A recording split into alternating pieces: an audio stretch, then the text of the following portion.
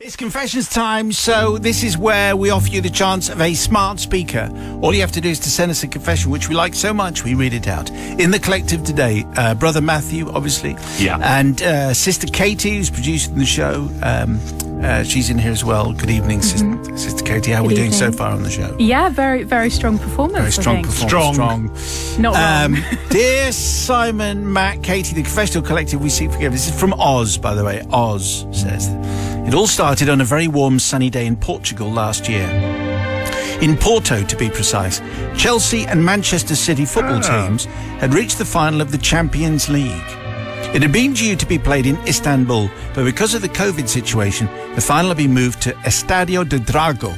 Correct. In Porto, is that yes. right? Okay. Oh, well done. My good friends Bob, Simon, my brother Paul and myself, Oz, have been... Oz. Definitely Oz. Find and replace Oz. And myself, Oz. Just snip that up.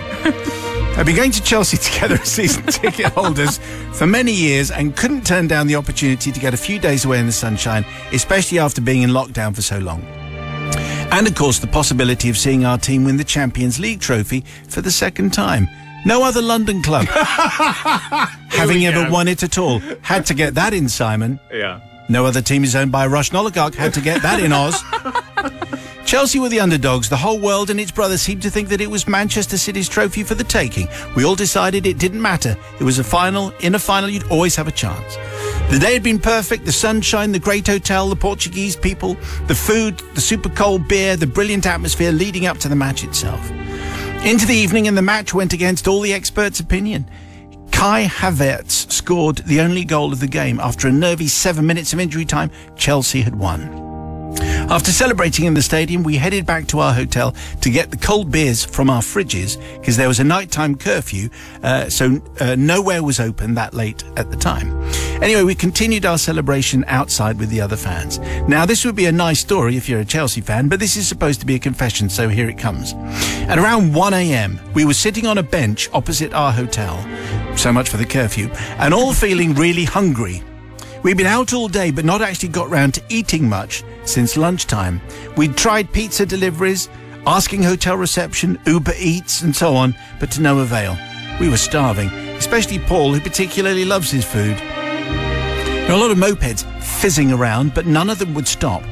And the only one who did said they only deliver, and they don't and can't take orders. We were just about to give up when a moped driver came towards us, screeched to a halt. "Naomi!" called the rider. "Naomi?" "Yes," said my brother Paul. The rider gave him a look up and down. "Sure?"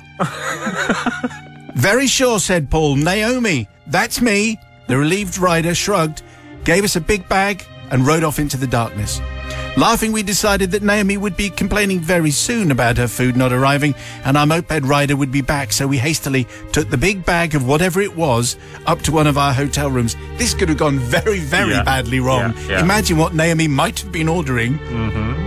Anyway, we opened the bag, still laughing. We couldn't believe it. 4 meals of cheeseburgers and chips, a bucket of chicken and drinks. We tucked in, switching on the TV and saying, could this day get any better?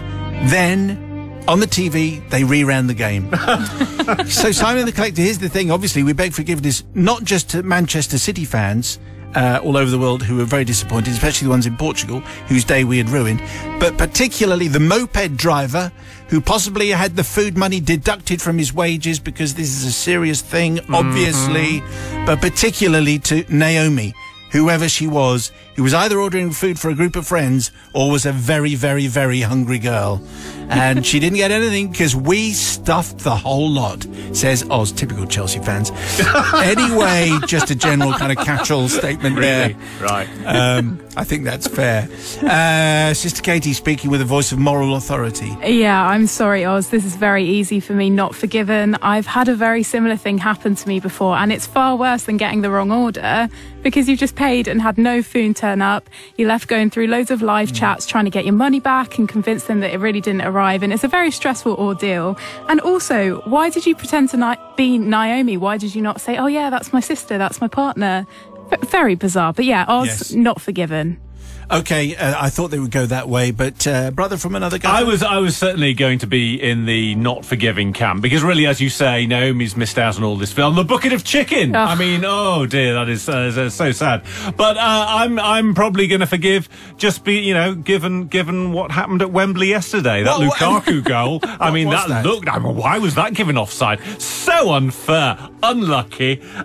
So yeah. Forgiven. Right, so what you're saying is you're forgiving the Chelsea supporter because they lost at Wembley. Because they lost. Penalty shootout, as I understand. Yeah. No, brought the keeper on as everything. People's verdict, please. 61054, let us know. Tonight's confession came from Oz.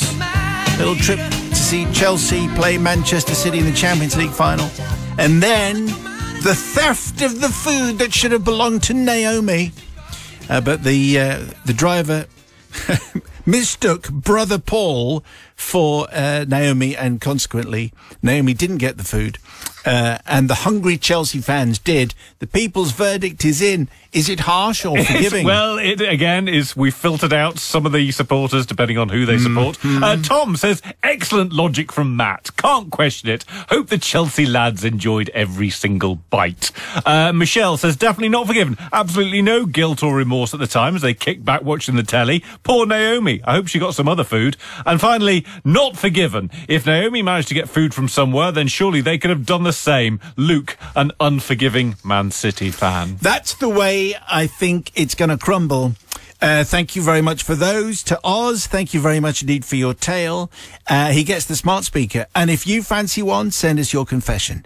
It's confessions at greatesthitsradio.co.uk. It's Greatest Hits Radio. It's 5:47. It's confession time. If you have a confession for us, we would love to hear from you. What you do is you write it down, you send it in on an email, and then if we like it so much, we'll read it out, and then you get a smart speaker. That's the way it goes. We have Brother Matthew. We have Sister Kate, who's producing the show with such style and panache. Sitting in judgment on today's confession, which comes from Stevie Steve. Thank you, Stevie Steve. Simon and the Generous Confessional, I hope. My confession concerns my involvement in a Bruce Springsteen concert in the mid-1980s. I can't remember the exact date. Things are a little bit fuzzy from back then. Yeah, fair enough. Bruce was playing at the very new and shiny BC Place Stadium in Vancouver, British Columbia, home of the BC Lions of the Canadian Football League and Vancouver Whitecaps, which you probably knew. Yeah. Also, my brother, he had a part-time job, you see, at the city's top limo company. He asked me if I would like backstage tickets to the concert. This didn't surprise me, as he often got all-access passes because his firm was usually driving the various celebrities and stars. I had a great evening backstage watching all of the workings of a mega concert, including meeting various members of the band as they refreshed themselves backstage between numbers. There was that guitarist with the bandana and the others as well. Right. Pinpoint description of... you man with the bandana. That's right, E Street Band. After numerous encores, it was time to leave, and I sauntered over to the white stretch Cadillac with blacked out windows we had arrived in, which was conveniently parked inside the stadium. After various... hang on a second. Oh, yes, there you go. My brother turned up and said, right, now we have to earn our fee for this evening. I was a little bit surprised. I said, what do you mean? My brother proceeded to explain to me that we were going to be the decoy car after the concert. The shutters at the back of the stadium were to be raised, and we were to race out pretending to be the boss. Meantime, the real boss was in a nondescript van exiting near the catering section. Style. Glamorous. Very interesting. There's an humble title. Yeah. My brother said, whatever you do, don't open the window. The shutters went up to reveal hundreds of screaming fans surrounding the limo, banging on the roof, the doors, the bonnet. Bruce, they were shouting, Bruce, yeah, man, hey, Bruce. Anyway, I have to say, Father Simon, someone did something with a certain part of their upper body against the window, which I can still remember now. Yeah, okay. Bruce! Yeah. We managed to break free, and a short time later found ourselves rather hungry. Disgracefully, the stretch had no food or refreshments. Luxury seating, yes. Carpet, yes. Fridge, yes. But anything in it? No. No nuts, no beer, no crisps, nothing. So we kept driving, and we came across the drive-through at well past midnight. And it's here that we did something which has caused me to ask for your forgiveness. As we snaked our way in our stretch limo, rather obviously, to the window of the drive-thru, the young girl serving said casually, "Hey, hey." Oh, here we go, Canadian accent, everyone. Yeah. No. She was actually... Well, I know we're in Canada, but she's actually in Texas. She's from Texas. Oh, she's from Okay, Texas. yeah. Okay. Yeah. Hey, who you got in the bag, buddy? Buddy. Without missing a beat, my brother said, "Oh, it's just Bruce." Whereupon the young girl promptly screamed and actually fainted. Oh. She keeled over right there and then, crashed to the floor, and she had to be helped up by her fellow workers. We didn't leave, I'll have you know, until 1, we knew she was okay. 2, we had our burgers. Priorities. We had our priorities. Yeah. But obviously, I do need to ask forgiveness from the poor girl who to this day has probably told the story many times about how she served the boss burgers after his sellout evening in Vancouver, when in fact it was a 20-year-old Muppet hiding behind the blacked out window, and that was me. And that is Stevie Steve, who's probably dined out on this tale just a little bit as well, I suspect. Yeah. Let's see what we make of that. First of all, the voice of responsibility is Sister Katie's. You know what? I'm in a forgiving mood, Steve. I am. And I think that you helped out Bruce. You made her, I was going to say day, probably her life. Probably. Nobody got hurt. And I just really hope that she doesn't hear this and that she continues to tell that tale of the time that she served Bruce. So I'm going to forgive you. What if when she keeled over, she cut her lip and it's permanently scarred? Well, they said that she was okay. So I'm going off the back of the fact that she was okay and they had their burgers. I forgive. She might have lost a tooth. Yeah. What if she was impaled on the fryer? Yeah, we don't know, do we? Anyway, brother from another gutter. She didn't actually serve. I mean, she didn't serve anyone at all, did she? She keeled over. So I think that's all fine. I mean, your thoughts have to be with Bruce, who has to leave his concerts in the back of a van. A shabby old thing. Shabby old van for Bruce. So yes, I'm definitely going to forgive, just because of the shabby old van for the boss. Why not? Okay, so it's the people's verdict, 61054. Could you start your message with Simon? That would be very nice. That means we'll actually get it. 61054 on the text. Start your message with Simon. Meantime, the people's verdict is in on tonight's confession, which came from Stevie Steve, and how he basically pretended to be Bruce Springsteen, and a woman serving in the drive-thru fainted with excitement, fell over, crash, bang, wallop. What a picture. The people's verdict is in like this. So Billy says, I'm with the collective, forgiven, though I feel sorry for Bruce having to travel in the catering van and missing out on a burger. It's a hard life. Jess says, forgiven, what a job. Is Stevie Steve's brother still in the business? I'd happily relocate for that role. And Jack says, not forgiven. I once thought, after a few drinks, that I'd met one of my footballing heroes, Peter Crouch. I was heartbroken to discover the next morning that it wasn't him. I know how devastated she'll be if she ever finds out. I would think it's quite obvious if you've met Peter Crouch or not, don't you He's think? rather tall. You would think so. If you have a confession for us, we love to read it. Confessions at greatesthitsradio.co.uk. It's confession time, and don't forget, if your confession is read out, the very, very exciting thing is you do get one of our smart speakers. That's part of the deal. And today's smart speaker goes to Spud. Thanks, Spud, for getting in touch. But I think I would say like a PG if you're eating. Oh, Yeah, If you're in the kitchen. I think so. right. Maybe, I think. Father Simon and the Chorus of Chaos, says Mark. Yeah. I like that. Yeah, that's quite good, isn't it? The event in question took place in the late 60s.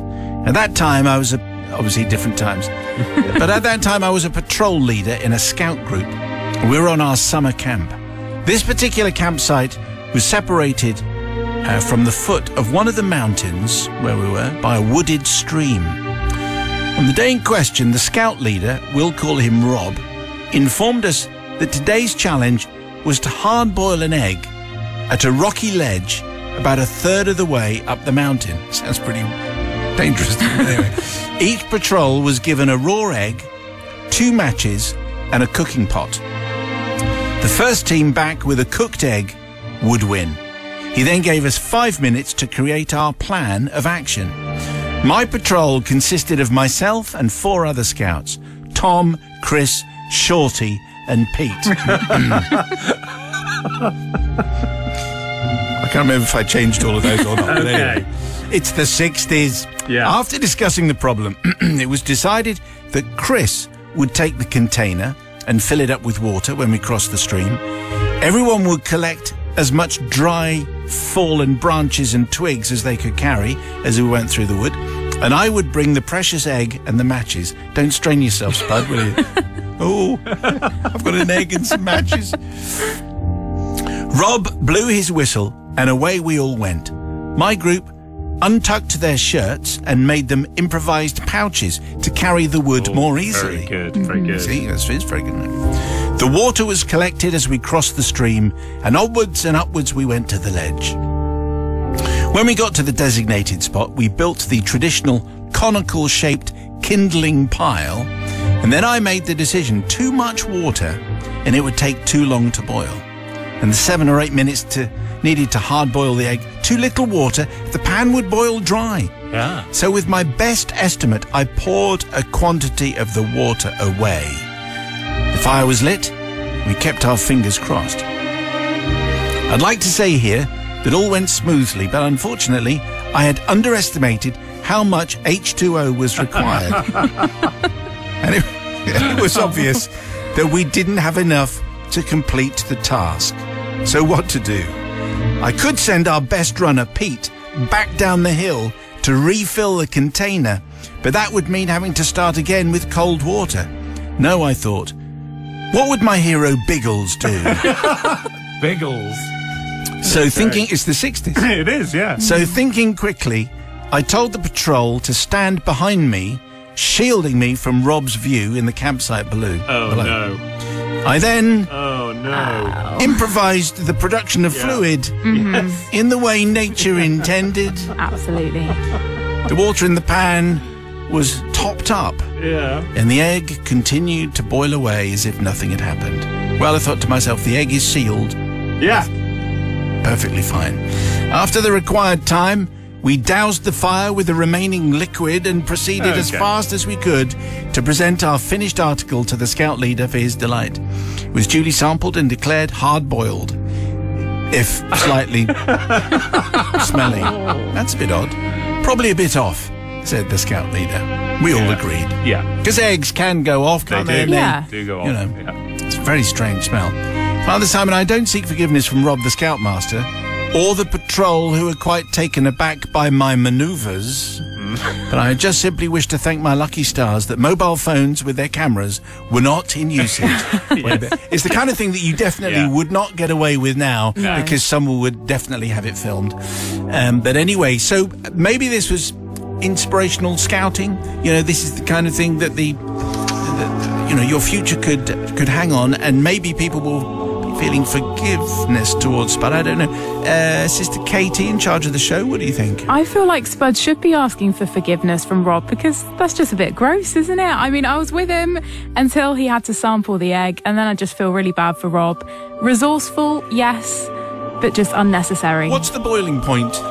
Well, of bodily fluids. I was going to say, I mean, isn't there something that water boils quicker when you're at altitude or slower when you're at... One of those two. The same. Or the same. I'm not an expert. And does it really matter if the egg has been boiled in that? I mean, does it really matter? I'm not an expert on eggshells or altitude. But is there any seepage through the shell? I don't think there is. No, I don't think so. I mean, it managed to keep all the liquid in, doesn't it? In the egg, in the yolk. That's my knowledge of eggs. So I am going to forgive. Okay. People's verdict. Do you forgive Spud? Did you forgive Katie? No, I don't. You did. Okay. I never forgive. So it's 1-1. So it's the people's verdict, please. We would like to know precisely what you think, if that's at all possible. Do you forgive Spud, yes or no, for his improvisational cooking skills? On the text, 61054. First word is Simon. Anyway, we had a confession, and tonight's smart speaker winner was Spud, with a story of scouting ingenuity, how to boil an egg when you've run out of water. Well, he found a way. Let's not go into it again. No. Thank you very much indeed, as it's a little bit off-putting. Anyway, it did the job, and it cooked and hard-boiled the egg, and here comes the people's verdict, like this. Not forgiven. An eggshell is porous, which means that air and moisture can pass through its pores into the egg itself. No wonder it tasted off, says Edwina. Paul B. in Doncaster says, not forgiven. If Spud had pointed out to Robin that it was a pickled egg, I'd forgive him. And Dixie says, forgiven. Bear Grylls would have been proud of you, Spud. Was Was that first comment from Edwina? That's correct. Edwina. Yeah. Okay. Yeah. Thanks, Edwina. It's nice to know you're still obsessed with eggs. Yeah. Anyway, going back a bit, ask your parents. If there is a confession in your life and you fancy a smart speaker, put it on an email. confessions@greatesthitsradio.co.uk. Really? Find song notes, The Pretenders, of course, on Greatest Hits Radio, Drive Times 5:47. It's confession time. Final smart speaker of the week. Here we go. It goes to CW. CW gets today's smart speaker. Father Simon, Brother Matthew, the chapter of forgiveness. Sister Katie is obviously included in here because she's producing the show and doing, can I just say, everything that works about the show is probably down to Sister Katie. Yes. Oh, thank you. Okay. My confession, says CW, takes place in the summer of 1995. My wife Heather and I had been attending a church for several years. Earlier that year, it had been announced from the pulpit that a young couple in the congregation were to be married in August. We were pleased to hear it was a couple we knew. They were called Bob and Nikki. After the service, I walked up to Bob to congratulate him. Bob saw me approaching and said, CW. That was close. I'm so glad I've caught you. Nikki and I would love it if you could video record our wedding ceremony. It was known that I had a digital 8mm video camera and I was often asked to film church events. It will be my pleasure, I replied. Fast forward to the summer. One Sunday morning at church, I noticed Bob handing out invites to his wedding reception. I was looking forward to receiving ours. As the church service came to an end and people were beginning to leave, it became apparent we weren't going to get an invite. I grumbled all the way home in the car. I can't believe I'm going to be filming Bob and Nikki's wedding ceremony. We're not even invited to their wretched reception afterwards.